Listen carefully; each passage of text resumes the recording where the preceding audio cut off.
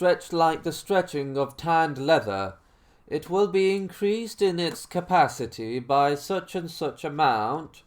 The creation will be gathered on one plane, the jinn from them and the human beings from them.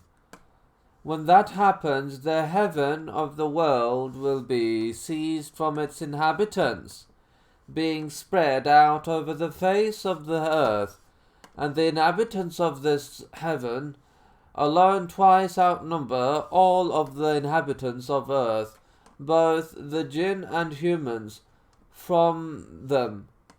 When the inhabitants of the earth see them, they will hurry to them in a state of alarm, saying, "Is our Lord among you?" The inhabitants of that first heaven will be alarmed by their saying, and they will answer, "How perfect is our Lord! He is not among us, and he is coming." Then the heavens are seized, one at a time. Each time a heaven is seized, it will have more inhabitants than the inhabitants of the heaven underneath it, and more than all of the inhabitants of earth, both the jinn of them and human of them, and a multiple of times over. Each time they pass on the face of the earth, its inhabitants race to them, frightened, saying the same as they said before, and the response of the inhabitants will be the same too, until the seventh heaven is seized. Its inhabitants alone outnumber the inhabitants of the sixth heavens, and the inhabitants of the earth by a multiple of times over. And Allah will come among them, and the nations will be in rows. A caller will call out, You will know who are the ones of honor. Today. Let those stand who would. Let those who stand who would. Their sides forsake their beds to invoke their Lord in fear and hope and they spend charity in Allah's cause, and out of what we have bestowed on them.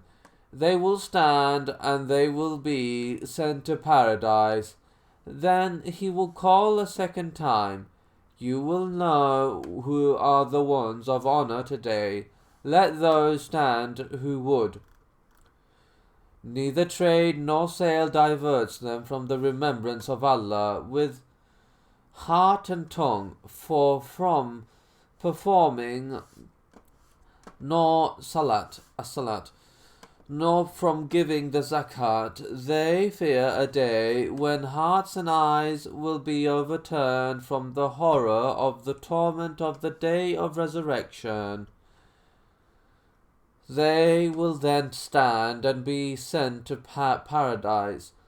When these are taken, a neck from the hellfire will come out and will overlook the creation. It will have 2 seeing eyes and an eloquent tongue. It will say, I have indeed been entrusted with 3, with every haughty, stubborn one, and it will pick them up from the ranks just as the birds picks up sesame seeds.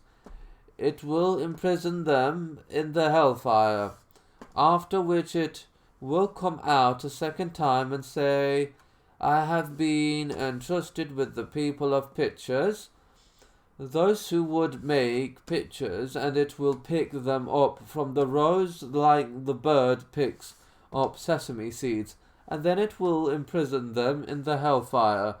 When these and those are taken, the scrolls are spread out, the scales are placed and are erected, and the creation is attentive for the taking of the account. Abu Bakr ibn Abi related this in Al-Awwal, and Allah said, Nay, when the earth is ground to powder, and your Lord comes with the angels in rows, and hell will be brought near that day.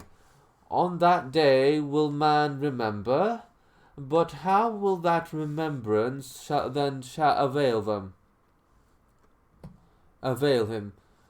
Do they then wait for anything other than that Allah should come to them in the shadows of the clouds and the angels?